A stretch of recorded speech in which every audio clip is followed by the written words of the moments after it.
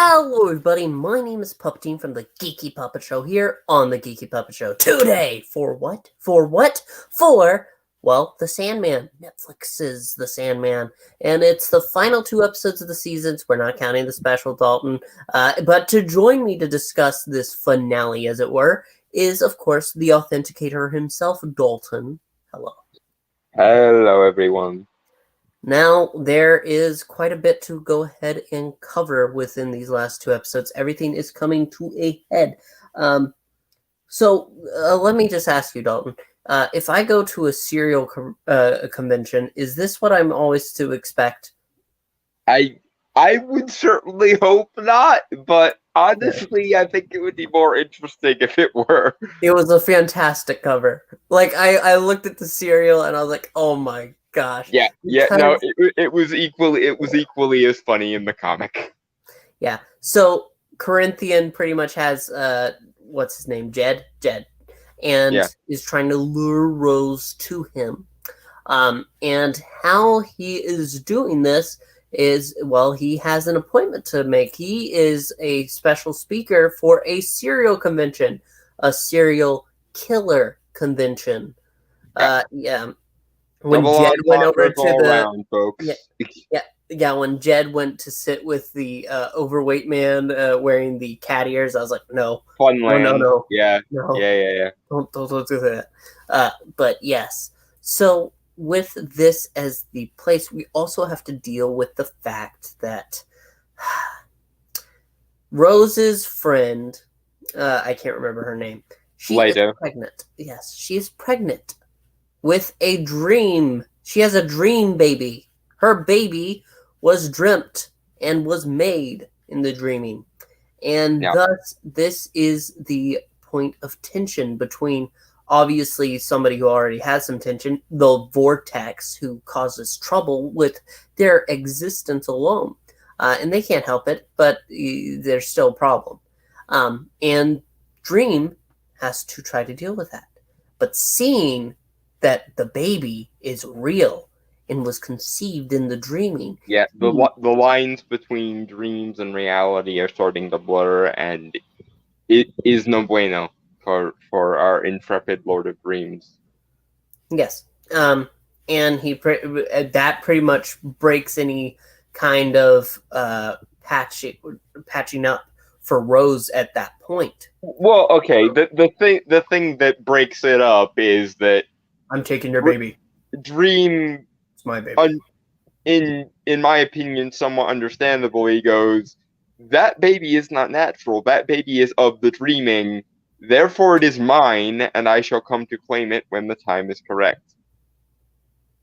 And Rose is and also he realizes that Hector Hall, a ghost, is seeking refuge in the dreaming unnaturally, and goes, "No, you belong with the dead. Go, be gone. Go, little ghost." Yeah. But ultimately, I'm gonna go ahead and skip over a lot. It's not that I'm trying to rush it. I just don't feel like we need to go into every detail.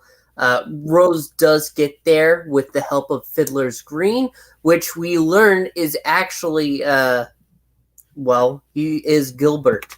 Gilbert is Fiddler's Green. And Fiddler's Green is a place, a lovely place, indeed. Yeah. Stephen Fry was a fantastic choice. My only problem with casting Stephen Fry as Gilbert, it means we won't get nearly enough Stephen Fry. All of the available Stephen Fry is the appropriate amount of Stephen Fry. The maximum amount of Stephen Fry is always the correct amount of Stephen Fry. See, Dalton, there is a little show called Doctor Who. And for the second season, they had Stephen Fry. I know what they did to Stephen Fry in recent episodes of Doctor Who. They shot him right in the head. Well, okay, but that's not even the part that makes me angry. The part that makes me angry is they kind of made Stephen Fry's character a low-key misogynist by insisting that the Doctor was a man, and I'm like, you assholes did not just make national treasure and also gay man Stephen Fry a freaking misogynist. You idiots. But they did. We live in a society, Dalton. We live in a society. and it sucks. I swear to God, there's only so much more of this shit I can take But before that's not this, I feel like this actually has. When he goes on to explain later to Rose, I was not a person, I was a place. So come, if you decide to stay in the dreaming, because that's an offer, come visit me, walk in my fields, rest beneath my trees. Yeah, he basically is like, come to me and I'll treat you right while you're in the dreaming game. Yeah, which, it was perfect. I think, obviously, I love more Stephen Fry, but I think he was perfect in that. No, I mean, I cannot conceive of anyone who was a better and more appropriate casting for Fiddler's Green. I'm just saying that by virtue of the nature of Fiddler's Green as a character, it means we have a limited access to Stephen Fry, and this is always going to make me a very sad panda because the correct amount of Stephen Fry is all of the available Stephen Fry. Yep. You max out the Stephen Fry stat when you have access to the Stephen Fry stat. Corinthian, though, he has a fantastic plot. I didn't even think about it. I didn't even think about it until it happened, how it could be. He has gathered all these. He's made this community of just horrible, horrible people who, well, just kill for pleasure. He was the first serial killer and went on to inspire all the other ones. Yep. And he uses them in their dreams and their desires and pretty much puts them in a hypnotic sleep for a moment. Why? Because he wants Rose and Jed, well, in danger, as it were. He wants a way to kill Dream. Well, it's not that he wants them in danger. It's he wants to use the proximity to the vortex along with the various dreams of the people he's inspired to basically to juice himself up so that he can be on an equal footing with Dream, or at least a semi-equal footing. Ha ha, as Nelson would say. Yeah. Because he gets a cut in, and that's it. But ultimately, there's a little bickering match, and Rose ultimately says, "Listen, I've had enough of both of you. This dream is over." Just screw the pair of you. I'm gonna do my own thing. Bye. Yeah. That's pretty much how it is in the book. Well, the thing is, the Corinthian wasn't this major character in the book. Like all of this, he was the mastermind behind it the whole time. Shtick is entirely invented for the show, and in the comic, it literally is ultimately over in 2 seconds. Dream finds Corinthian. He's like, "What are you doing? I created you to be a reflection of all humanity's evil, and all you can make them into is serial killers. That's disappointing. I'll have to make you better next time." Snaps fingers, gone, and yeah. So this whole drama about Corinthian juicing up with other people's dreams or using Rose or any of that bit, like, to the best of my knowledge, Corinthian didn't even know about Rose or what Rose was in the comic. He just happened to be in a place where she also was because, mechanics of the vortex, anything that is dream based is going to wind up drawn to her one way or the other. I think Fiddler's Green did eventually see the Corinthian at one point and was just like, nope. I really like this angle though. I mean, the things coming together, as it were. I really do like that, and I think that the keys work together. And the fantastic element is that there are more plots that are stacked on top of the plots. Rose Walker herself is a part of the plot. Why? Because after Corinthian is dealt with and Dream has to contemplate killing her, she starts vortexing it up and ends up screwing up everybody's dreams around her, and they get sucked in, and it's a disaster. That part was in the book, although in the book, Rose was kind of a victim of her own powers. She wasn't really aware of what she was or how she was doing things, and so when she did things like that, it was kind of by accident. I think it was accident here too, though, wasn't it? The vortex part. To some degree, they almost make Rose like a metahuman or a superhero at some point in here, where she can actually get consciously control over it, and that's the thing in the comic. The thing that makes the vortex dangerous wasn't just it's another being that exists at the center of the dreaming. It was that no mortal mind can control the dreaming entirely. So giving a mortal child that much power is going to ultimately drive them insane. It's going to ultimately drive all of the connected dreamers insane. And eventually, of course, if all the dreams get interconnected, there goes the neighborhood. And by the neighborhood, I mean the entire freaking universe. So, yes, with her, I feel like this encapsulates that almost. Because she is a crack in the foundation. That's clear in the library that we get to see. That Rose's existence is essentially tearing apart the dreaming. Yeah. And so she must be there are two anchors of dreams, and there should only ever be one. Therefore, everything is screwed. Yeah, and that makes sense to me.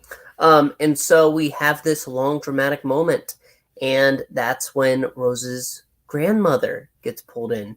What's her name? Charity? Unity. Sorry, my bad. Unity Kincaid is thrown in into the fray because she was dreaming of a library, and Lucien was there. And I do like that Lucien and Dream get to patch things up a bit. I like that. Because she was a little spurned, and then he made it clear that, okay, listen, maybe I was a little harsh in my manner of speaking. Help me with this. And I think it was more of a hand out as a show of good faith than an actual necessity. See, I don't agree. I think it takes away a lot of the grandeur of Dream because, again, it's treating him like he's the child and everyone else is the adult when categorically he made all of them. So he is the adult in the room. God damn it. Well, I see. I didn't feel that way. I mean, with Lucien, she's acting a little childish too by being like, "I'm just a librarian." Yeah. I mean, yes, but in the case of how the show is framing things, I think we're supposed to be on her side. I will never be because I am a simp for the Dream King. Always is always forever. But that's neither here nor there. I don't know. I think the way the writers wanted us to think is, oh, Dream is being so petty and Lucien is in the right for being angry at him. And the thing is, this whole tension of Lucien versus Dream is nowhere to be found in the comic. Yes, Lucien oversees things while Dream is away, and Dream is mostly grateful for that. And then Lucien proceeds to continue being a trusted confidant and essentially Dream's butler, more or less. I think a lot of that goes into here though, because he does that as a good faith to help patch things up, and they work together to go ahead and figure out where to go from there. Also, you know, we love Mark Hamill and things. At the same time, screw Melvin the Pumpkinhead. Marvin Pumpkinhead. Pumpkinhead. Yeah, he and Matthew are currently on my shit list. Yeah, because it's one thing for there to be this kind of back and forth, and that's the thing. If the rest of the show didn't go out of their way to show everyone else being on Lucien's side over Dreams, and didn't go out of its way to show Dream being petty or framing his actions as petty, I wouldn't be as mad at it. But because Matthew and Marvin are on Lucian's side rather than Dream's, and Dream is the one being framed as the one who has character growth to do. That's why I'm like, you assholes do not get to dream of the frickin' endless like Joffrey Baratheon. I don't care if Neil Gaiman said it was okay. It's not fricking okay. I just think I think I don't see it that way. I see it as a much lighter angle. I mean, okay, obviously, I could buy that as well if it weren't for the scene with Gult in the previous episode, because in the comic, it was very obvious that what Brute and Glob, the characters that were replaced by Gult in the show, were doing was A, entirely for their own selfish motives, and B, that they had done fucked up. In the show, however, Galt effectively gets the moral high ground. And when you throw that on top of Lucian's subplot, Matthew and Mervin's subplot, it's just it takes this old world grandiose monarch that is Dream of the Endless in the comic and turns him into a brat king. And I don't like that. I don't like that he's the only I don't like that he's the only one who has character growth to do. I just feel like a lot of it is talking about how change is. Because while he was locked away and he was suffering in an orb, things did shift. And obviously it went to shit because you need Dream there. But Lucian did her best. And I feel like that when Dream came back, he tried to shift into the old, and he realizes that people have changed. Beings have changed around him. And so the way he rules has to be, it has to be in a different manner. He has to obviously be the Dream King, the Great One, who has this power and does his actions for the benefit of the dreaming. But he has to take into account those around him.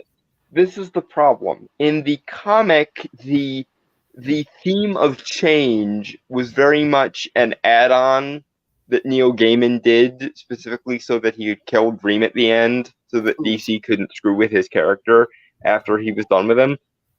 And the problem is, most of the best parts of the comic don't have anything to do with the theme of change. But because Neil Gaiman has doubled down and doubled down and doubled down every time he's been challenged on making Dream die at the end over the last few years, and reframed it in his own head as though that was what the story was always about, the theme of change is so much more blatant and forced here than it was in the comic.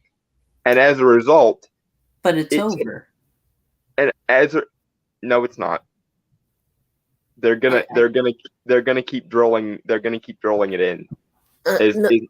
Is my problem, because this is why the ending, which I hate so much, is so clunky, because in the comic, when it gets time for the Kindly Ones and the Wake, the last two volumes, we get this sort of last minute heel turn of Dream where he basically reveals, ever since that one day with my sister, i.e. the events of Sound of Her Wings, I've wanted to die this whole time, and I've been setting things up so that I will fuck up my duties, and the Kindly Ones will show up, the Fates will show up and try to kill me, because that's one of their functions.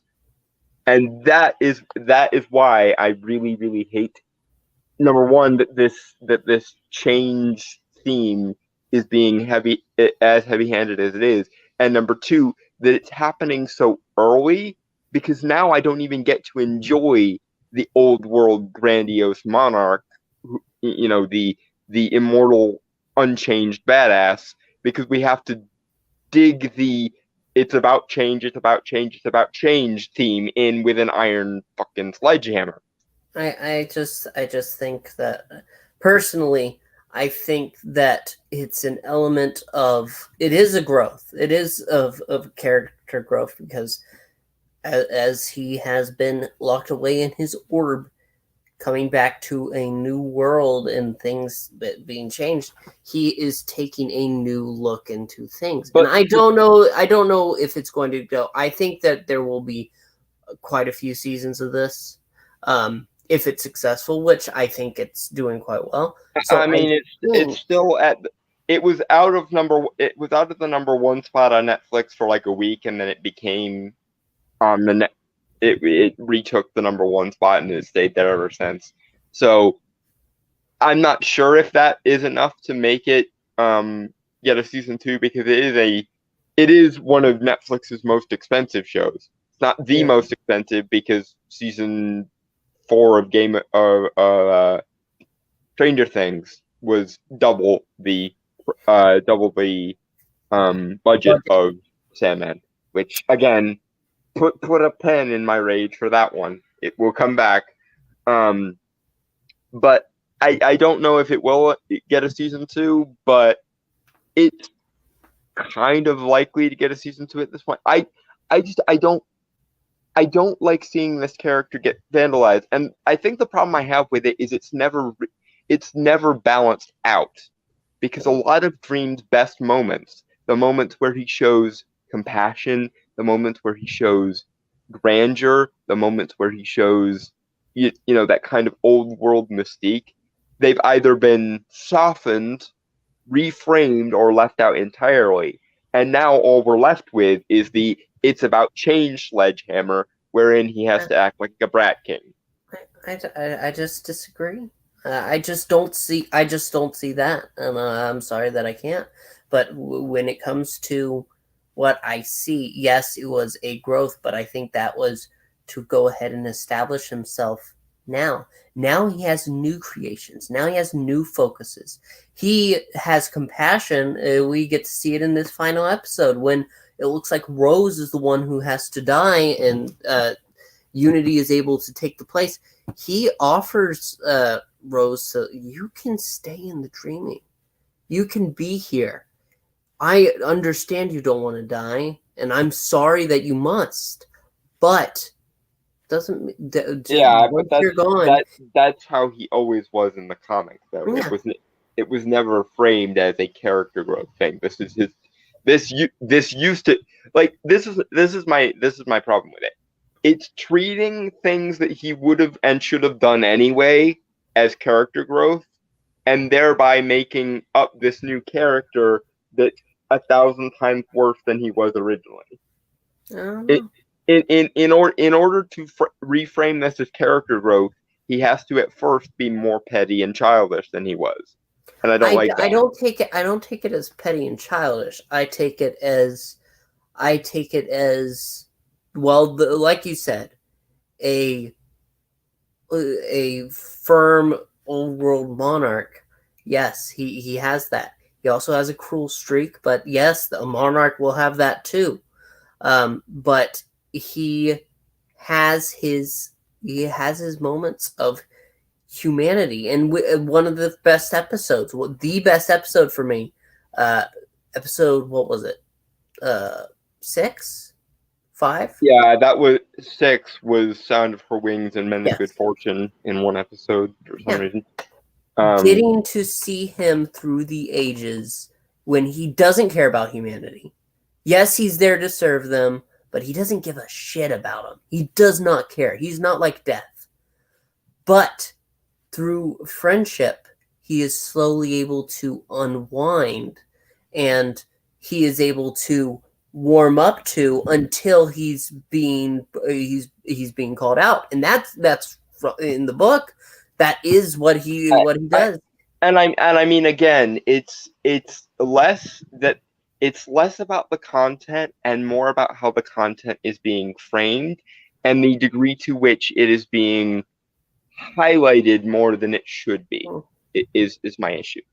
I just personally feel like that this season as a whole, with the stories that it told, the element that it has with like I said, multiple plots, with Desire actually being the father to Rose's what was it, mother?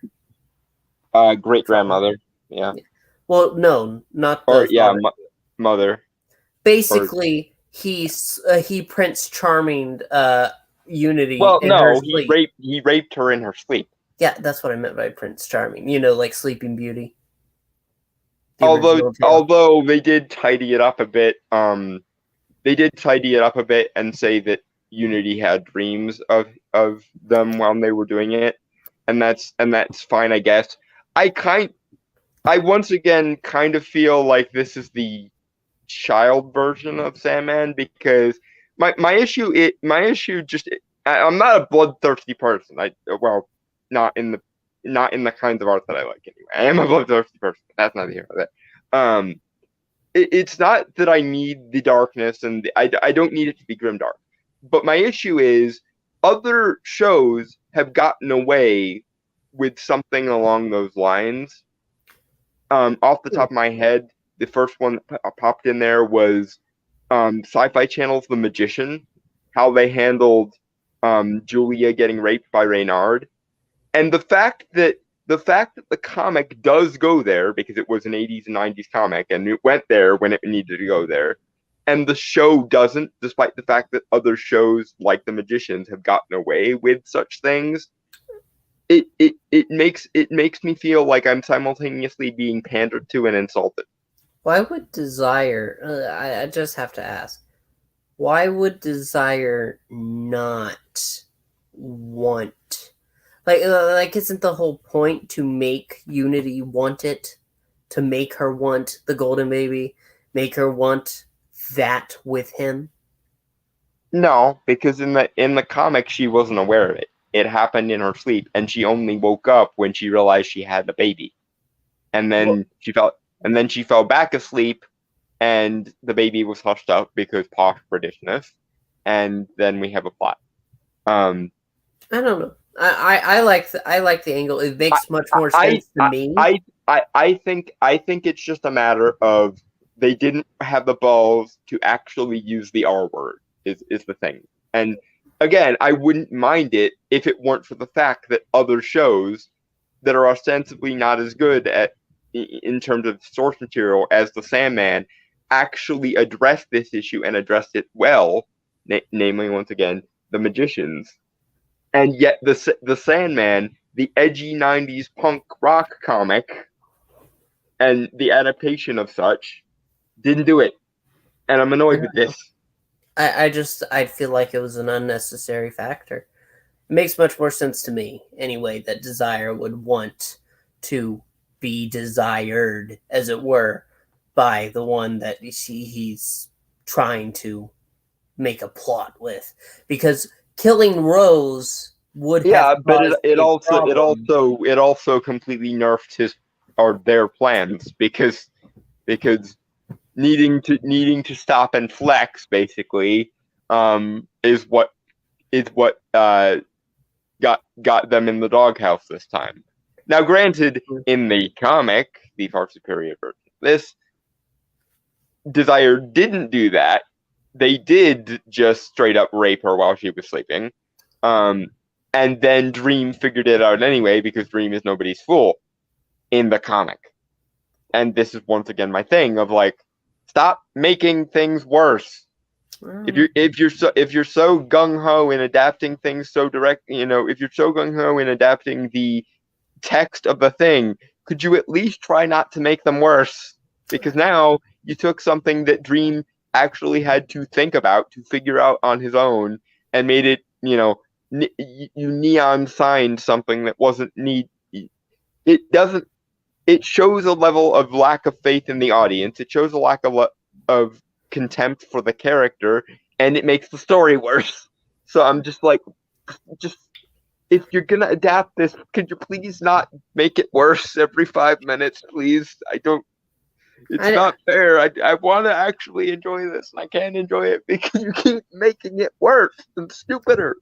I'm gonna be honest. I don't see it as worse. I see it as different, sure, But I mean, I told you why I already see that in a different light that would make more sense to me Again, for an element like that. It's this continuous thing of going right up to the line, but not actually committing to it. Like the diner episode, and to some extent, like the collector's episode, and now to the Unity getting raped by Desire subplot. Like, I the comic had teeth, and it wasn't the boys, it wasn't, a Watchmen, it wasn't overly insistent about its teeth, but it had teeth. This show has no teeth, and it pisses me off. Because the teeth of the comic added substance where they needed to be added. So it added dimension to the grandeur, given that both the light side and the dark side had weight to them. Now, honestly, neither has weight to them, but at the very least, if they had stuck with and honestly, from a perspective that's not my own, the social justice perspective, which, fuck social justice as a thing, but these people are supposed to be all gung-ho from a social justice. You would think if anyone was going to go all hashtag me too, the rape analogies and so on, it would be people who believe in the ideology of social justice. But apparently, despite the fact that the Sci-Fi freaking channel can get away with it on the Magicians, they just decided not to, because reasons. Netflix is supposedly a freer platform, and Sandman is a much darker franchise, but we can't actually show something of substance. Are you mad? I just feel like it's an unnecessary thing. Honestly, I feel like that detail is not necessary for it. Maybe if they had just skimped on the one thing, I wouldn't be mad. But it's a continuous thing of things that should require some balls, metaphorically, they just don't do. They didn't do it in the diner scene. They didn't do it in Dream a Little Dream of Me when the dreams come alive and it's all very nightmarish. They didn't, like, they keep cutting out the weight and the darkness and the substance, and it annoys me. Well, and it annoys me especially because I've seen other shows get away with it, and I've seen the comic get away with it. So it's not like this is new ground even. It's something that Magicians did almost a decade ago now. Which, Jesus, that seems weird that the Magicians was almost a decade ago now. There's no way it was a decade ago. It came out in 2013 because it was the first year I started college. So, yeah, almost a decade. What the hell? But no, I mean, the future we have to look forward to is Desire is going to try something again. We know that. But also Lucifer. There's some sort of planning going on, and Dream is centered around it. Yeah, Lucifer is quitting. That's the thing. Which yes does tie into the Lucifer comic series that the Lucifer show is based on. That the bait and switch, if you like, is that Dream goes back to hell to get Nada back when his family tells him off about it, and he thinks that he and Lucifer are gonna have to throw down again, and in actuality, Lucifer's just like, yeah, no, I'm out of here. Here, take the key to hell. It's your problem now. I'm out. Peace. Because I realize that if God made me, he also made me to rebel, which means he needed someone to rule over hell. And therefore, the most rebellious thing I can do is just to say fuck it and shut the whole thing down and go off and do my own thing. Sounds like fun. But we're going to have to wait and see. Next week, we are going to be reviewing the special episode. And I am looking forward to going ahead and taking a look at that. It has a dated tenant, so there's something good there. And that's going to be the end of Sandman for a while. But we have enjoyed it. We've enjoyed it quite a bit. Well, at least enjoyed talking about it. We can do that. I mean, it was fun. It was fun to talk about it. I don't want to say that I don't want this to exist because I'm glad that it exists. In the same way that I'm glad that the Disney live action remakes exist. If for no other reason, then in the future, when the dust settles in 35 years or so, in another 35 years, because it was 35 years since he wrote the comic. In another 35 years, after Neil Gaiman has passed on and can no longer meddle with his own shit, maybe someone will be smart enough to do a compare and contrast between the comic and the show and go, okay, so why doesn't the show work? In the same way that I hope someday someone will go through the Disney live action remakes with a fine tooth comb and go, these are so similar, these are shot for shot remakes, so what's the difference between the live action version and the animated version? And I'm hoping in a similar fashion, maybe we will have a respect, maybe we will regain a respect for why the comic was so awesome. No. I have to suffer through the show to hopefully get us there. The only Disney live action remake worth a grain of salt is the Jungle Book one. And all the other ones. I mean the Glenn Close 101 Dalmatians was pretty okay. Well, that was early 2000s. And speaking of 101 Dalmatians, I didn't mind Cruella actually. Cruella was decent too. Well, that's not a remake either. I don't consider honestly, I understand that Maleficent is a remake, but it's different. It's not like Lion King or Aladdin or Jungle Book even. Cuz honestly, Aladdin and what's it called? What did I just say? Jungle Book. Other one. Lion King. Yes, Lion King, Beauty and the Beast. Those just suck. It's sad that it sucks, but it sucks. But Jungle Book actually improved upon the material, in my honest. Well, in the sense that actually the live action version leans a little bit heavier into the book, which is nice. Yep. So that's what it has there. But I mean, well, we're going to have to wait and see if we do get another season. Obviously, we will be covering it. Well, Neil Gaiman has said he's going to insist on there being a second season, even if it's not with Netflix. So he's come right out and said that if Netflix refuses to make a season 2, he's going to go shopping around to get another streaming service. His will. Yeah.